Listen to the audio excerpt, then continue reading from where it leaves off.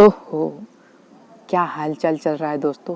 जिस तरह से आपने यूर सीक्रेट को सर्च किया है ना, लग तो ऐसा रहा है कि दिल्ली सरकार या फिर कोई भी सरकार हो, पेपर नहीं थमा सकती। खैर, अब पेपर नहीं हो रहे हैं या फिर हो भी रहे तो हमें इससे क्या, हमें तो बस मजे से पढ़ना है।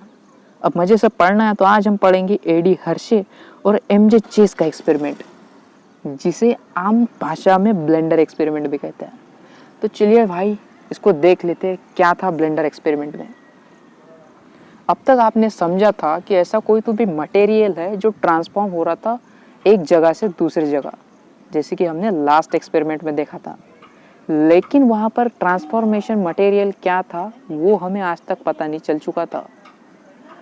हाँ, भले आप एक बता दूंगी कि वो ट्रांसफॉर्मेशन मटेरियल क्या था, लेकिन उस समय में हर्शे और चेस इस एक्सपेरिमेंट के बारे में बहुत ही क्यूरियस थे। तो उनके सामने दो ऑप्शन थे, एक तो उसमें का कोई प्रोटीनस पार्ट जो ट्रांसफ़र होता हो या फिर होता होगा डीएनए का। तो इन दोनों में कन्फ्यूजन था। इस कन्फ्यूजन को दूर करने के लिए उन्होंने जो एक्सपेरिमेंट किया उसी को हम ब्लेंडर एक्सपेरिमेंट कहते हैं।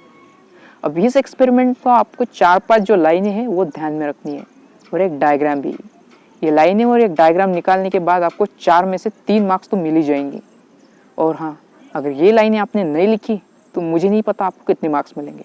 तो सबसे पहले हम जो लाइनें लिखने वाली है वो है ये जो एक्सपेरिमेंट था वो डीएनए और प्रोटीन से रिलेटेड था और जिसने किया था अल्फ्रेड हर्शे और मार्था चेस ने, और वो भी 1952 में।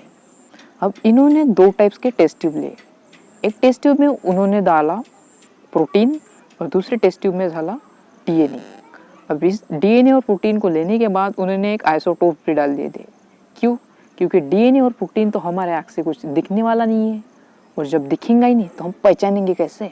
तो पहचानने के लिए डीएनए के ऊपर उन्होंने लगा दिया फॉस्फेट 32, जिसको हम आइसोटोप्स बोलेंगे, और प्रोटीन के ऊपर उन्होंने लगा दिया S35। ध्यान से सुनना, डीएनए के ऊपर उन्होंने लगा दिया P32 और प्रोटीन कोट के ऊपर उन्होंने लगा दिया S35। अब ये दोनों भी एक बैक्टीरिया के ऊपर लगा दिए जिसका नाम था एस्केरिसिया कोलाई। और हाँ, इसका स्पेलिंग अच्छे से लिखना, नहीं तो तुम्हारे मार्क्स अच्छे से लिख देंगे वॉलंटियर। अब चलिए बात करते हैं क्या हुआ। अब दोनों को भी एक अंतराल के बाद उसको ब्लेंड किया गया, और ब्लेंड करने के बाद जो प्रोटीन कोट था वो तो बाहर ही रह गया। अब आप कैसे जानोगे कि प्रोटीन कोट बाहर ही रह गया? क्योंकि जो रेडियो आइसोटोप्स थे वो कुछ तरह के चमक रहे थे, और चमकने की वजह से हमें ये पता चल गया कि प्रोटीन चमकने वाला जो कुछ भी P32 होगा वो बाहर रह गया, और जो अंदर था वो तो हमें कुछ दिख नहीं रहा था।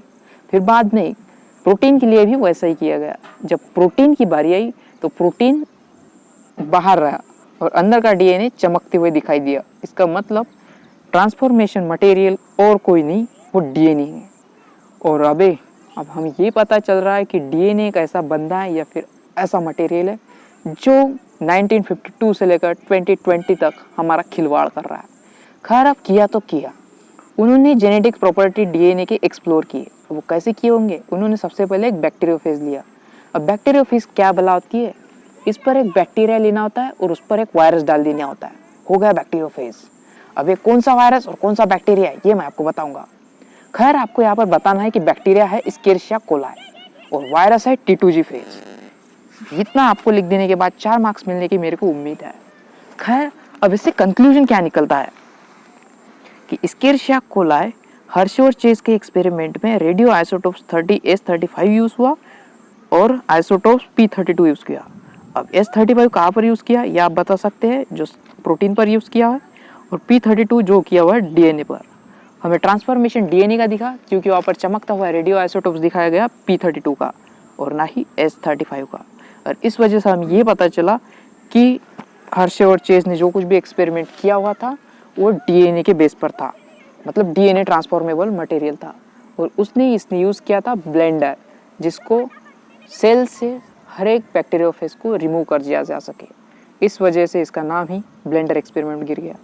अब बात करते हैं अपने मार्क्स की। मार्क्स तो आपको फुली मिल जाएंगे, लेकिन सबसे पहले आपको ये रिवाइज करना होगा और पेपर में आए तो लिखना भी होगा। तब तक के लिए आप देखते रहिए कोरोना वायरस।